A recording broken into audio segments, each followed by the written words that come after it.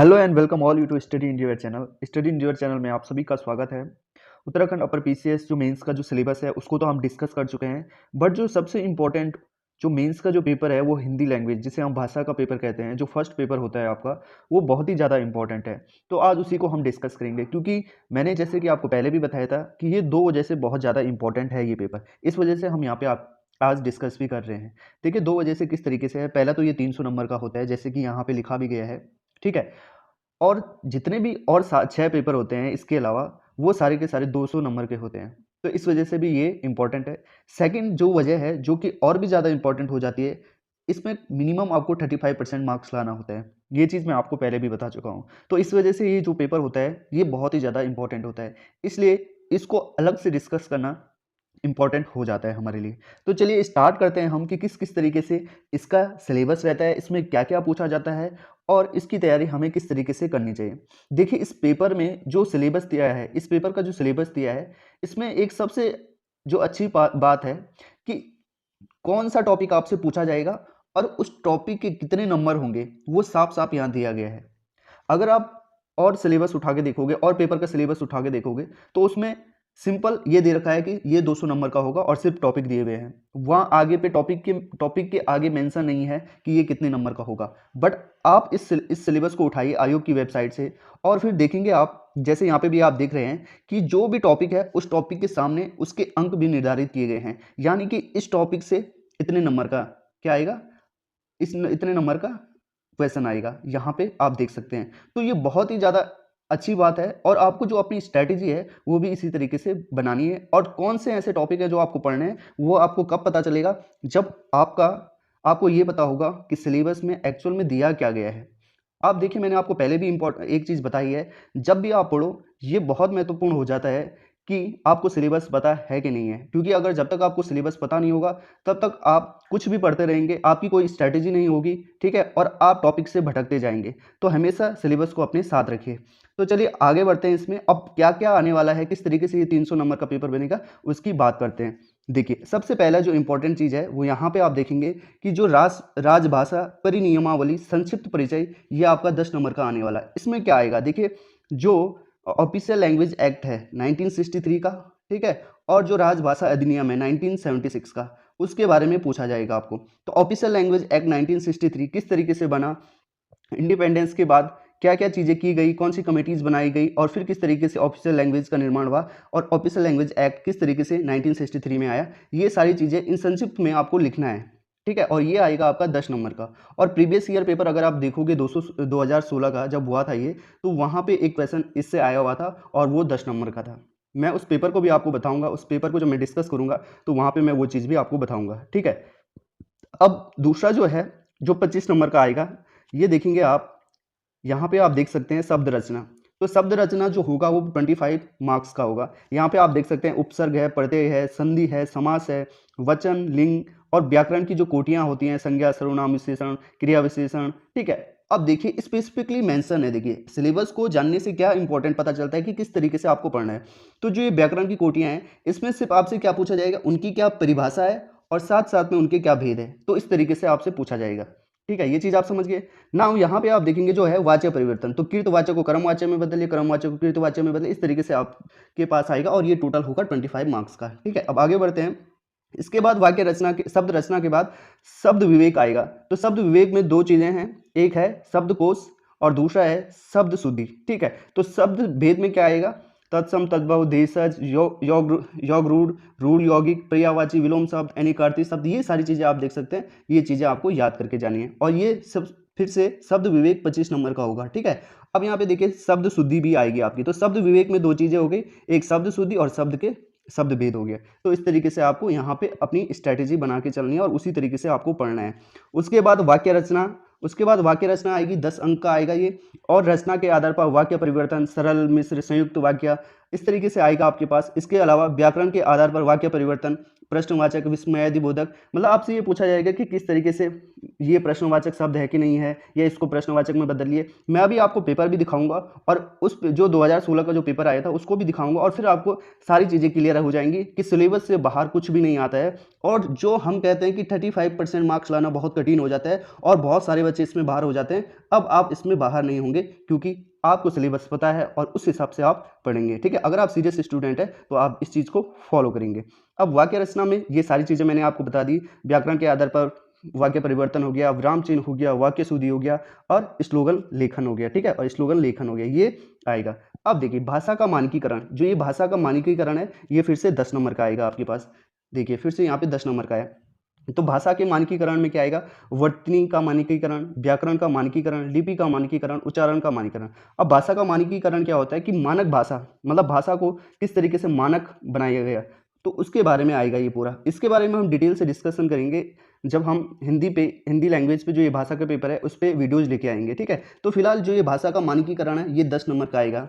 ठीक है, और क्या भाषा का मानकीकरण से किस तरीके से क्वेश्चन पूछा गया जाता है वो भी मैं आपको बताऊंगा जब मैं 2016 का पेपर यहाँ पे आपको दिखाऊंगा। इसके अलावा लोकोक्तियाँ एंड मुहावरे, ये जो लोकोक्तियाँ एंड मुहावरे वाला जो पार्ट है ये फिर से आपसे 10 नंबर से पूछा जाएगा, तो यानी कि लोकोक्तियाँ एंड मुहावरे भी आपको पढ़ना है। उसके बाद जो आता है अपठित गद्यांश आता है। तो अपठित गद्यांश कितने नंबर का आता है, 15 नंबर का। तो शीर्षक आपको लिखना होता है वो 2 नंबर का होता है। उसके अलावा भावार्थ जो लिखना होता है वो 5 नंबर का होता है। और उसके बाद रेखांकित अंशों की व्याख्या, वहाँ पे जो गद्यांश होगा वहाँ पे अंडरलाइन किया हुआ होगा कुछ शब्दों को, उसको आपको क्या करना है, व्याख्या करना है, तो वो 8 नंबर का। और इस तरीके से आपके क्या हो जाएंगे, 15 नंबर पूरे हो जाएंगे। ठीक है, तो देखिए आप कितने अच्छे तरीके से आयोग ने पूरे सिलेबस को डिजाइन किया हुआ है और उसके नंबर भी दिए गए हैं साथ साथ में। तो आपको सिलेबस देख सकते हैं आपकी सिलेबस की कितनी ज़्यादा इंपॉर्टेंस है यहाँ पे। ठीक है, तो सिलेबस की बहुत ज़्यादा इंपॉर्टेंट है और आप उसको देखते रहिएगा, आपके पास उसकी एक कॉपी भी होनी चाहिए। ठीक है, तो अपठित गद्यांश को हम कर चुके हैं। उसके बाद कार्यालयी पत्रों के प्रारूप। तो कार्यालयी पत्रों के प्रारूप में क्या लिखना है आपको कि एक प्रकार से पत्र लिखना है आपको, अर्धशासकीय पत्र, अधिसूचना, परिपत्र, कार्यालयादेश, कार्यालय ज्ञाप, ये सारी जो है इस तरीके से आपको क्या लिखना है, पत्र लिखने हैं, पत्र के प्रारूप लिखने हैं, जो कि फिर से 20 अंकों का होगा और ये बहुत ही ज़्यादा इंपॉर्टेंट है। देखिए यही जो चीज़ है, जो आलेखन है, ये लोअर पीसीएस में भी पूछा जाता है। तो इस तरीके से आप देख सकते हैं कि lower PCS and upper PCS की तैयारी आप एक साथ भी कर सकते हैं। ठीक है, अब यहाँ पे देखिए इसके अलावा देखिए, अब देखिए ये टिप्पणी, प्रारूप और संक्षेपण भी ये कितने नंबर का आएगा, 15 नंबर का आएगा, जिसमें टिप्पणी 5 नंबर की, प्रारूपण 5 नंबर का होगा और संक्षेपण 5 नंबर का होगा।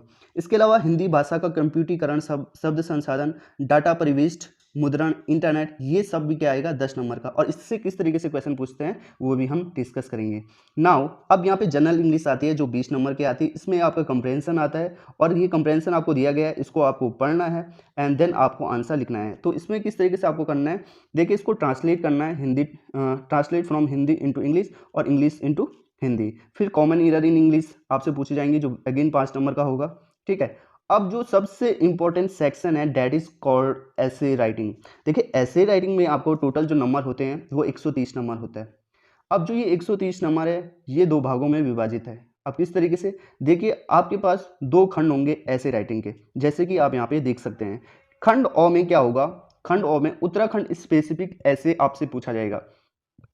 और सबसे इंपॉर्टेंट बात क्या है कि ऐसे आप प्रिपेयर पहले से करके जा सकते हैं, क्योंकि टॉपिक यहाँ पे बिल्कुल मेंशन है। आप देख सकते हैं social structure, history, culture and art of Uttarakhand, इसके अलावा economy of Uttarakhand, literature of Uttarakhand, womens empower in Uttarakhand, ये सारी चीज़ें आप देख सकते हैं। तो ये जो खंड क है ये उत्तराखंड स्पेसिफिक है, जो कि 55 अंक का होता है। और जो ये 55 अंक का जो ऐसे है इसको आपको 500 वर्ड्स में लिखना है, ये भी ध्यान रखने वाली बात है। ठीक है, अब जो दूसरा ऐसे, ये इन जनरल ऐसे होता है जहाँ पे Indian economy, science, technology, disaster, current events, global security के बारे में आपसे पूछा जाता है। तो अगेन ये जो होता है ये 75 मार्क्स का होता है, और ये 75 मार्क्स का होता है। और साथ साथ में देखिए इसको आपको 700 शब्दों में लिखना होता है, 700 वर्ड्स में आपको लिखना होता है। ठीक है, तो इस तरीके से 55 प्लस 75 आपके पास 130 नंबर बन जाते हैं। और ये जो 130 नंबर है ये बहुत बहुत इंपॉर्टेंट है, डिसाइडिंग फैक्टर है, सो डैट आप 35% जो मार्क्स हैं उसको ला पाओ। ठीक है, अब मैं आपको यहाँ पे मैंने आपको पूरा सिलेबस बता दिया है, जो कि आपके सामने मैंने बताया। और ये जो सिलेबस है या जो ये पेपर है, ये 300 मार्क्स का होगा और मार्क्स का डिस्ट्रीब्यूशन किस किस तरीके से है वो भी मैं आपको बता चुका हूँ। नाउ अब मैं ये बताता हूँ आपको कि जो 2016 में पेपर 1 यानी कि लैंग्वेज का जो पेपर आया था वो किस तरीके से आया था और क्या जो सिलेबस में दिया गया था वही पेपर में पूछा गया था कि नहीं पूछा। अब देखिए हमारे पास लैंग्वेज का पेपर यहाँ पे है जो कि पेपर 1 होता है और इसमें आप देखेंगे भाग लिखा हुआ है। तो इसमें टोटल 4 भाग होते हैं, इसमें टोटल 4 भाग होते हैं और मार्क्स का किस तरीके से डिस्ट्रीब्यूशन होता है वो भी मैं आपको बताऊं। तो सबसे पहले भाग 1 की तरफ चलते हैं। ठीक है, जो भाग 1 होता है वो 20 मार्क्स का होता है। ठीक है, तो मैक्सिमम मार्क्स कितने दिए गए हैं यहाँ पे, आपको 20 मार्क्स दिए गए हैं भाग 1 में। तो इस भाग में कुल 15 प्रश्न है, प्रत्येक प्रश्न अनिवार्य है, प्रत्येक प्रश्न के लिए अंक उनके सामने लिखे हुए हैं, अंकित है मतलब। तो आप देख सकते हैं टोटल 15 प्रश्न है, उसमें जो मार्क्स हैं टोटल को मिला के वो भाग 1 का जो मार्क्स है मैक्सिमम मार्क्स वो 20 नंबर के है। तो आप देख सकते हैं कि किस तरीके से ये पेपर आया है। अब वहाँ पे हमने जब बताया था आपको कि वाक्य परिवर्तन में, तो मैंने जैसे आपको बताया था कि सरल वाक्य, देखिए यहाँ पे क्या लिखा हुआ है कि इसको सरल वाक्य में परिवर्तित कीजिए, मिश्रित वाक्य में परिवर्तन करना है और यहाँ पे आपको दे रखा है अंक दे रखे हैं। ठीक है, और उत्तर सीमा कितने वर्ड्स में लिखना है आपको ये भी आपको दे रखा है। तो आप देख सकते हैं कि बिल्कुल बहुत ज़्यादा स्पेसिफिकली मेंशन है कि पेपर में क्या पूछ रहा है और आपको किस हिसाब से उसका आंसर देना है और कितने नंबर का है। ठीक है, अब देखिए आगे बढ़ते हैं। उसके अलावा संयुक्त वाक्य की परिभाषा पूछी गई आपसे। ठीक है, इसके अलावा सूर्योदय होते ही पक्षियों ने चहचहाना शुरू कर दिया। इस तरीके से उपयुक्त वाक्य को किस कोटि का है, तो जैसे हमने बोला था ना वाक्य कोटियां, तो जैसे संज्ञा, सर्वनाम, विशेषण, क्रिया विशेषण, तो वहां पे जब हमने डिस्कस करा था तो वो देखिए वही क्वेश्चन यहाँ पे आया हुआ है, यानी कि सिलेबस से कुछ भी बाहर नहीं है। आप यहाँ पे देख सकते हैं संकेतवाचक, इच्छार्थक, विस्मयादिबोधक, ये सारे क्वेश्चन आपसे पूछे गए हैं जो कि आपसे स्पेसिफिकली मेंशन थे किसमें, सिलेबस में। अर्धविराम के बारे में पूछा गया है आपसे, यहाँ पे आप देख सकते हैं ये पेपर देखिए। ठीक है, इस तरीके से मतलब पेपर में कुछ भी बाहर से नहीं आया हुआ है। ठीक है, ये वहाँ पे हमने स्लोगन की बात करी हुई थी, तो स्लोगन की बात वहाँ पे हमने करी थी, तो स्लोगन से भी क्वेश्चन आया हुआ है, यहाँ पे आप देख सकते हैं। ठीक है, अब यहाँ पे देखिए, यहाँ पे मैंने वहाँ पे आपसे बोला था कि पर्यायवाची शब्द के बारे में पूछा जा सकता है, तो पर्यायवाची शब्द के बारे में पूछा गया है। ठीक है, उसके बाद समूहवाची संज्ञा के बारे में पूछा गया है, तो संज्ञा, सर्वनाम, वो सारी चीज़ें मैंने आपको वहाँ पे बताई थी। ठीक है, अब यहाँ पे देखिए पेपर को आप ध्यान से देखिए, मैं आपको पेपर को बता रहा हूँ। अब यहाँ पे पार्ट 2 आ गया, तो देखिए जो पार्ट 1 था वो 20 नंबर का था जैसे कि मैंने आपको बताया, और उसके बाद जो पार्ट 2 है वो 50 नंबर का है। ठीक है, अब यहाँ पे देखिए किस तरीके से, अब देखिए नोट क्या लिखा हुआ है कि इस भाग में कुल 11 प्रश्न है, प्रत्येक प्रश्न अनिवार्य है, प्रत्येक प्रश्न के लिए अंक उनके सम्मुख अंकित है। ठीक है, तो हिंदी अथवा अंग्रेजी भाषा के प्रश्नों के उत्तर निर्देशानुसार संबंधित भाषा में दीजिए। तो हिंदी देखिए, नीचे इंग्लिश का भी क्वेश्चन होगा, उसके हिसाब से आपको उस लैंग्वेज में लिखना होगा। ठीक है, अब वहाँ पे जैसे कि हमने डिस्कस किया था कि यहाँ पे देशज शब्द, विदेशज, योग, रूढ़, ठीक है, रूढ़ शब्द, इन सब के बारे में वहाँ पे हमने सिलेबस में देखा था और वही यहाँ पे पूछा गया है। ठीक है, यहाँ पे अंक दिए गए हैं और साथ साथ में कितने वर्ड्स में लिखना है वो भी दिया गया है। ठीक है, अब यहाँ पे देखिए निम्नलिखित शब्दों को शुद्ध रूप लीजिए, तो वहाँ पे मैंने बोला था आपको कि शुद्धि अशुद्धि आएगी। क्रिया, ये देखिए समास भी वहाँ पे हमने बताया था, तो समास के बारे में भी द्विगु, ये देखिए द्विगु और बहुव्रीहि समास में अंतर बताने के लिए कहा गया है। इसके अलावा यहाँ पे आप देख सकते हैं लिंग के बारे में, सर्वनाम के बारे में, ये सारी चीज़ें आपसे पूछी गई है। ठीक है, अब translation the following into English, तो देखिए वहाँ ऊपर क्या नोट क्या लिखा गया था कि जिस तरीके से आपसे क्वेश्चन पूछा गया उस तरीके से आपको उस लैंग्वेज में लिखना है। तो यहाँ पे आपको इंग्लिश में कन्वर्ट करना है, तो वहाँ पे इंग्लिश में आपको लिखना पड़ेगा। अगेन ये 2 नंबर का और 20 मार्क्स, ये 20 वर्ड्स आपको लिखने हैं। ठीक है, तो इस तरीके से यहाँ पे आपसे पूछा जा चुका है। अब यहाँ पे भाग 3 की बात करते हैं, भाग 3 की बात करते हैं। अब यहाँ पे ये 55 नंबर का है, तो यहाँ पे आपको दे रखा है क्या, पैसेज दे रखा है। इस पैसेज के आधार पे आपके पास 5 क्वेश्चन है और इन 5 क्वेश्चनों को आपको देना है। ठीक है, उत्तर की सीमा 125 शब्द है और अंक आपके सामने 10 रखे गए हैं। अब देखिए वही कह रहा था ना मैं, जहाँ पे जो सब सिलेबस में सबसे पहले क्या लिखा हुआ था। ठीक है, सिलेबस में वहाँ पे लिखा गया था अधिनियम वाला जो क्वेश्चन था, तो अधिनियम वाला जो सिलेबस में लिखा हुआ था, देखिए वो क्वेश्चन यहाँ पे पूछा गया है कि भारतीय संविधान में सन 1955 से 1967 तक हिंदी को राजभाषा के रूप में प्रतिष्ठित करने के लिए कौन से उपाय किए गए, और वहाँ पे क्या लिखा गया था मेंशन 10 नंबर का आएगा, और यहाँ पे देखिए ये 10 नंबर का ही पूछा गया और ये एक ही सवाल है, और वहाँ पे भी लिखा गया था कि सिर्फ एक सवाल पूछा जाएगा और वो 10 नंबर का होगा। ठीक है, तो यहाँ पे देखिए आप सिलेबस और जो क्वेश्चन पेपर दिया गया है उसमें कितनी ज़्यादा सिमिलैरिटीज़ हैं, यानी कि सारा का सारा कहाँ से पूछा गया है, आपके सिलेबस से ही पूछा गया है। तो सिलेबस की कितनी ज़्यादा इंपॉर्टेंस है अब आपको पता चल रही होगी। साथ में देखिए हिंदी के स्वरों के उच्चारण और लेखन संबंधित मानकीकरण, तो देखिए मानकीकरण वाला क्वेश्चन भी आया हुआ है है ना। और वहाँ पे हमने बताया था आपको कि मानकीकरण से भी आएगा और वो अगेन 10 नंबर का आएगा और यहाँ पे आया हुआ भी है, ठीक है। तो देखिए इस पेपर में अब आप देख चुके हैं कि इस पेपर में अगर हम पहले से तैयारी करके नहीं जाएंगे तो फिर ये हमारे लिए बहुत ज़्यादा कठिन होने वाला है। बट अगर हम तैयारी करके जाएंगे तो ये जो पेपर है हमारे लिए आसान भी होता जाएगा और साथ साथ में इसमें हम नंबर भी ज़्यादा ले आएंगे, ठीक है। और 35% मार्क्स तो हम ले ही आएंगे, समझ रहे हैं आप बात को। अब देखिए इसके अलावा निम्नलिखित मुहावरे, तो मुहावरों के बारे में भी पूछा गया था वहाँ पे, ठीक है। अब भाग 4 की बात करते हैं तो भाग 4 में कुल प्रश्न 5 हैं, प्रत्येक प्रश्न अनिवार्य है, प्रत्येक प्रश्न के लिए अंक उनके सम्मुख अंकित है। तो यहाँ पे आपके पास दे रखा है ये एक गद्यांश है, गद्यांश के आपको क्वेश्चन लिखने हैं, ये आंसर लिखने हैं। तो यहाँ पे देखिए स्पेसिफिकली मेंशन है कि गद्यांश का उपयुक्त शीर्षक क्या होगा, ठीक है। देखिए 2 नंबर का शीर्षक, 5 नंबर का भावार्थ और 8 नंबर का रेखांकित शब्दों की व्याख्या करनी है आपको, ठीक है। तो वही चीज़ अब देखिए वहाँ पे हमने पत्र के बारे में बात करी थी, तो यहाँ पे भी अधिसूचना किसे कहते हैं, ठीक है। और अधिसूचना का प्रारूप बनाए हैं जिसमें अवकाश के बाद किसी अधिकारी के पदभार ग्रहण करने का उल्लेख हो।